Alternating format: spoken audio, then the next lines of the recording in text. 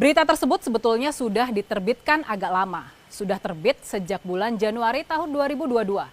Tapi memang kabar ini kurang digaungkan oleh media-media di Indonesia. Berita tersebut diterbitkan oleh sebuah media Israel, yakni The Jerusalem Post. Alamat situsnya jpost.com. Buat lebih memahami konteks dari berita penting ini, kita harus bahas dulu soal The Jerusalem Post-nya. Media ini adalah surat kabar berbahasa Inggris tertua di Israel. Media ini didirikan oleh seorang laki-laki Yahudi bernama Gerson Agron pada tahun 1932 dengan nama The Palestine Post. Nama tersebut bertahan sampai dengan tahun 1950 dan kemudian diganti menjadi The Jerusalem Post. Sampai sekarang media ini bisa dianggap sebagai media berbahasa Inggris paling berpengaruh di Israel.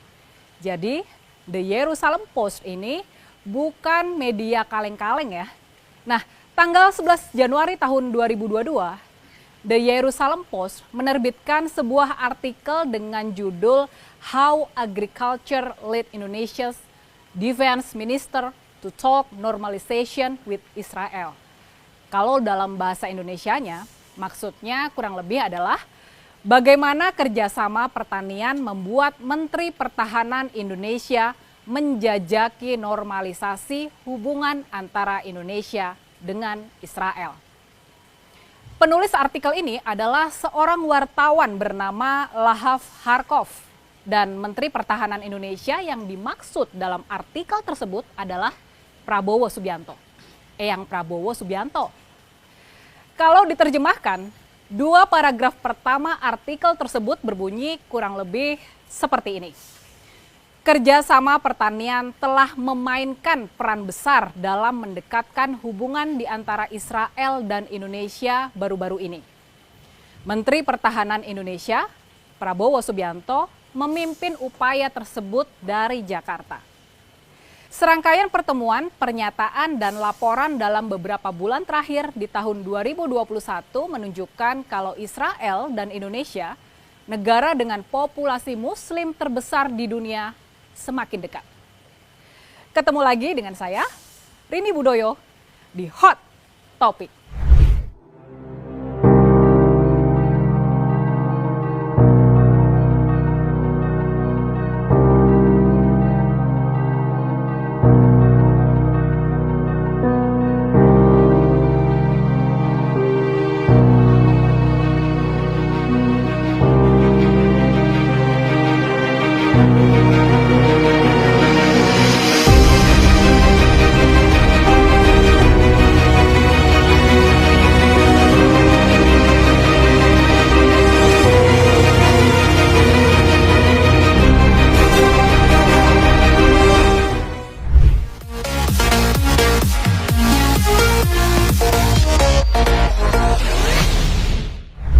Dalam artikel The Jerusalem Post ini juga dituliskan pernyataan yang kurang lebih seperti ini.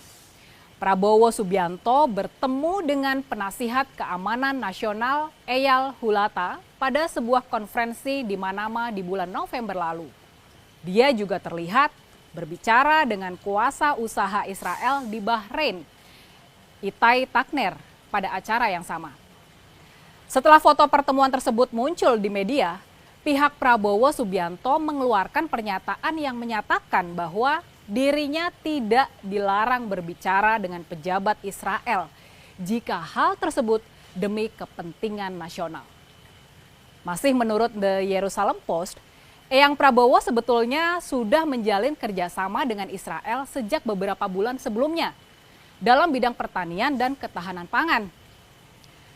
Samuel Friedman, seorang konsultan pertanian Israel, dia ini pengusaha dan juga penasihat senior dari mantan Menteri Pertahanan Yair Shamir. Dia ternyata sudah berkolaborasi dengan Pusat Penelitian dan Pengembangan Pertanian di Indonesia. Salah satu mitranya di Indonesia adalah Eyang Prabowo. Friedman dikutip berkata seperti ini, bagi suatu negara, ketahanan pangan tidak kalah penting dibandingkan keamanan. Pak Prabowo sepenuhnya setuju dengan saya tentang hal ini.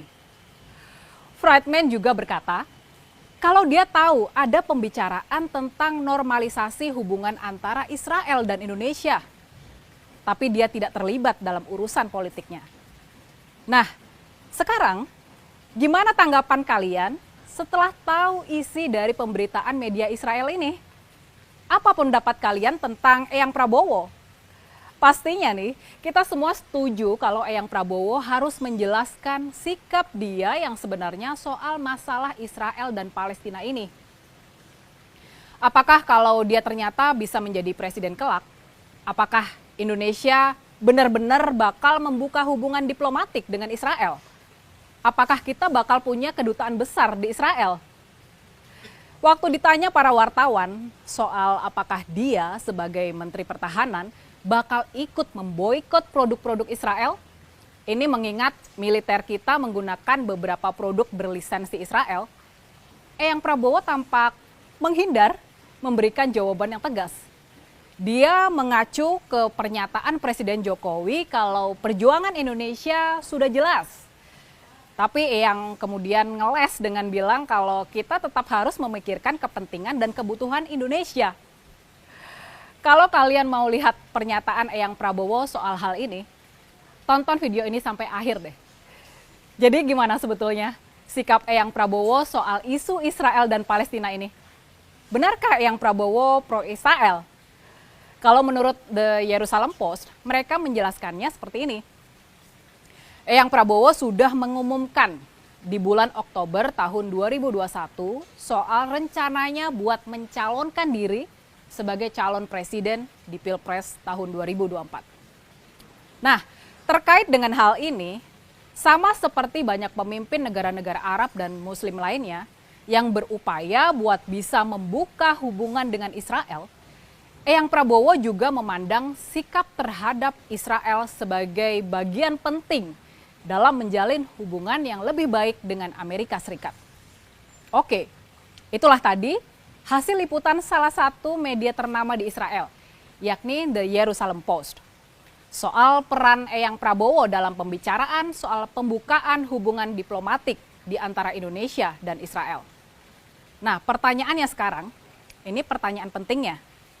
Pertanyaannya, apakah kalau memang benar manuver Eyang Prabowo ini sudah atas sepengetahuan dan persetujuan dari Presiden Jokowi? Nah, gimana menurut kalian?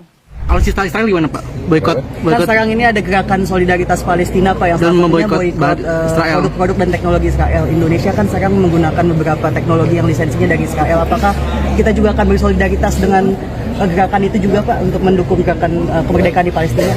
Kan perjuangan kita sudah jelas. Presiden sudah ngomong perjuangan kita, ya, hanya kita juga akan memikirkan kepentingan dan kebutuhan kita. Artinya rencana membuka boikot juga Pak ya? Terima kasih Pak. Terima kasih Mbak.